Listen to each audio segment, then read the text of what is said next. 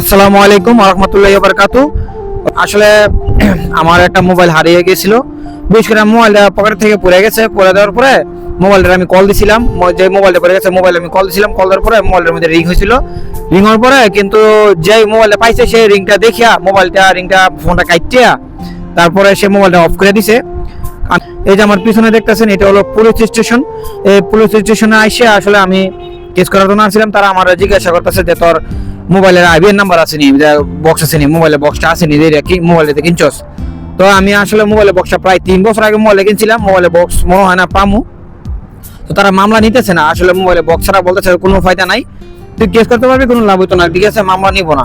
তো আমার বলছে যে মোবাইলের যে কিনছস মোবাইলের বক্সটা নিয়ে আসবি। যারা যারা আমি একটা কথা বলি, যারা যারা মোবাইল কিনে নতুন, মোবাইলের বক্সটা বা মোবাইলের আইবিএন নাম্বার যে ছবিটা এটা আসলে রেখে রেখেন, আমার মোবাইলের বক্সটা রেখে রাখেন। মোবাইলের বক্সটা রেখে রাখলে দেখা গেল আপনার ভবিষ্যতে কাজে দিব মোবাইলটা যদি আপনার হারিয়ে যায়। আর যদি আপনি মোবাইলটা পাইতে চান, আপনার আইবিএন নাম্বারটা লাগবো, মোবাইলের বক্সটা লাগবো। তো আমি একটা কথাই বলি, যারা যারা নতুন মোবাইল কিনেন বিশেষ করে তারা মোবাইলের বক্সটা রাখেন। আমার মতন এরকম ভুল করেন না, কারণ আমি এই ভুলটার কারণে আমার মোবাইল এখন পাবো না। কারণ আমার মোবাইলে যাই নিচে মোবাইলটা নিয়ে হয়তো ফরম্যাট মাইরা চালাইতে পারবো। আর মোবাইলে যদি আমার মোবাইলটা আড়াইছে দেলাল মহারকের যে মসজিদটা আছে না, দেলাল মহারকের যে সিগন্যালের সামনে মসজিদটা, এই ড্রাগন সিটি যে রোডটা, এই রোডেই আড়াইছে। আড়ানোর পরে মোবাইলে যাই পাইছে, মোবাইলে বন্ধ করে লাগছে, হয়তো ড্রাইভারেরই পাইছে বিশেষ করে, কারণ ওই জায়গায় অন্য কোনো মানুষ যায় না বেশি একটা, শুধু ড্রাইভারই যায়, আরবিরা যায়। কারণ আরবিরা পাইলে মোবাইল দিয়ে দেওয়ার সম্ভাবনা থাকে বেশি। ড্রাইভাররা হয়তো পাইছে, মোবাইলটা বন্ধ করে লাগছে, পাকিস্তানি নিতে বাঙালি ভাই যাই পাইছে। মোবাইল হয়তো মোবাইলের দাম বেশি না, হয়তো মোবাইলটা আমি কিনছিলাম 130 দিনের দিয়া বাংলার প্রায়, তখন বাংলার প্রায় 20 থেকে 30,000 টাকা ছিল, 35,000 টাকা ছিল।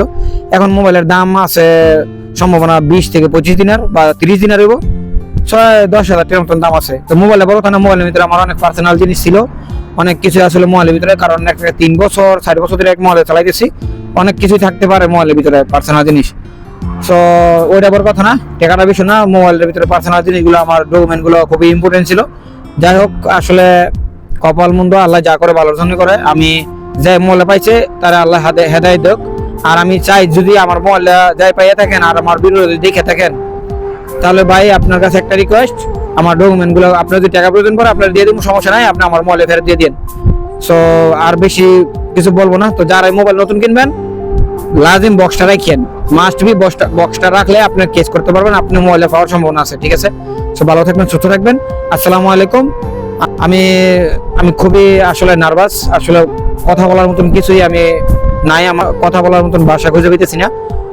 যাই হোক, আমার মন মানুষ খুবই দুর্বল হয়ে গেছে, খারাপ হয়ে গেছে, কিন্তু মোবাইলের জন্য না, আমার ডকুমেন্টগুলোর জন্য। আমার মোবাইলের ভিতরে অনেক ডকুমেন্ট ছিল, অনেক পার্সোনাল জিনিস ছিল, কি বলবো আসলে বলার মতন ভাষা খুঁজে নাই। সো ভালো থাকবেন, সুস্থ থাকবেন। আসসালামু আলাইকুম।